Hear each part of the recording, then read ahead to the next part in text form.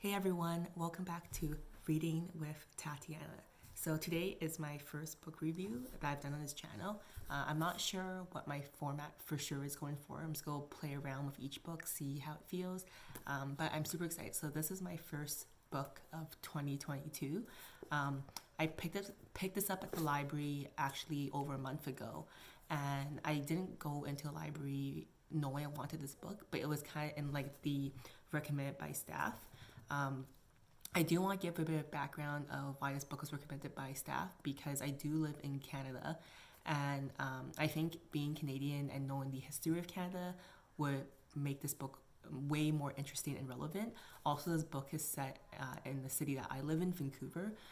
So it's pretty cool to see things I learned in school, seeing the recent history that's happened in the past few years, and then to see it all in this fiction book. Having said that, though, the author Michelle Good. I'll show you the book. So the book here, Five Little Indians by Michelle Good.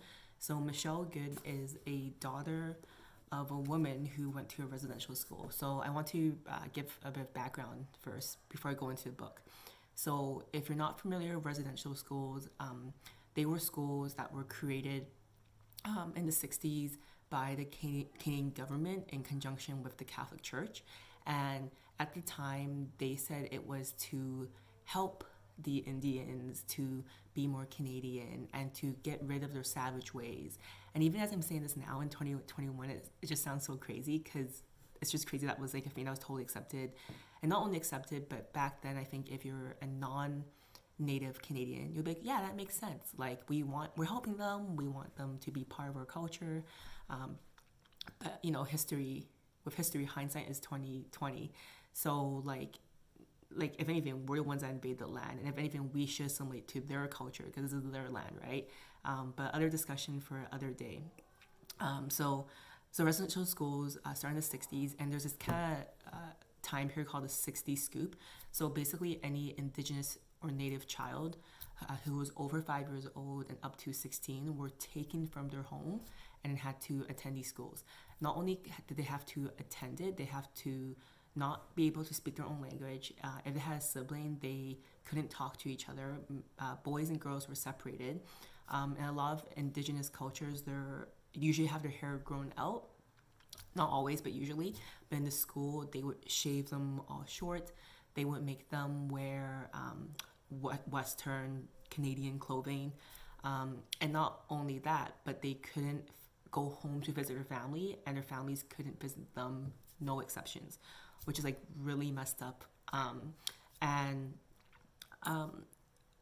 For a long time after the residential schools, so this happened in the 60s, and these schools were all across Canada, and they existed up until 1995, so not even that far back in history.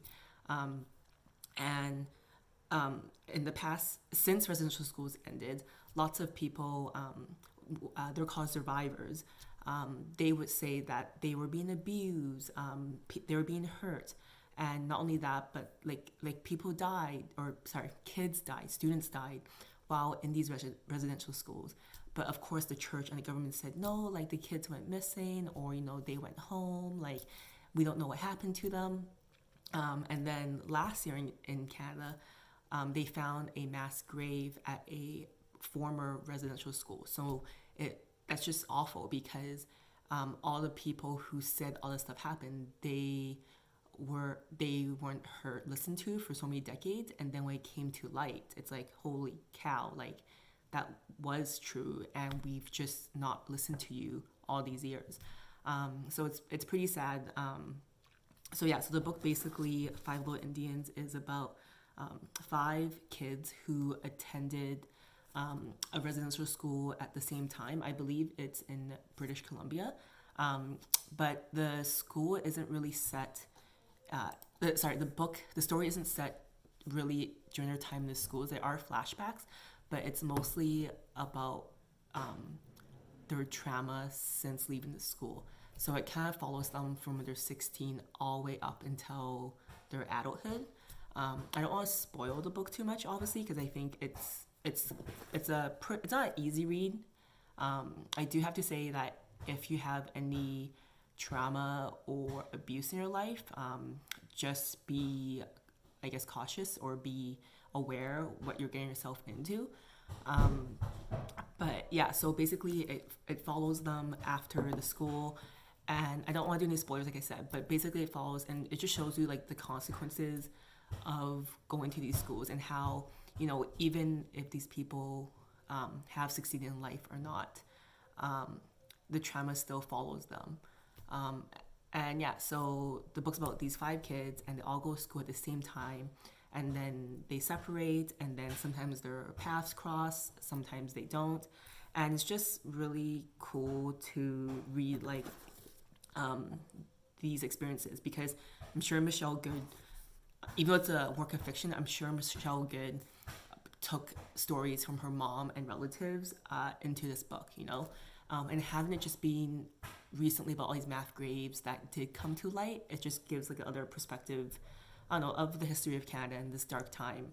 And it still exists today. Even though the last school closed in 1985, and it's been like almost 20, over 20 years, almost like 25 years. Like, there's still a trauma that exists today. So the themes of this book obviously is a lot of history, residential schools. There's definitely abuse in it, and then also I think learning about Native culture because there are a lot of things that I wasn't aware of, and I gave a bit more detail, which is really cool to learn about. And I do have to say, even though I said the book is very dark and has a lot of like trigger warning for abuse and stuff, it has like some positives. Has a lot of like people coming of age and working through hardships and succeeding. So there are like good things in the book too. It's in Vancouver, so as someone that lives in Vancouver, it was really cool when they like had specific like streets or bars or restaurants that they mentioned or had setting in. Um, I on Goodreads, this book overall got pretty good reviews, but if you and I'm someone that I don't really look at reviews before I read a book, but if you're someone that is interested in reading this book after this video, I do have to say, some reviews that were negative, I would take with a grain of salt because they said they didn't like it because when they did the math, like the dates or the years didn't really add up.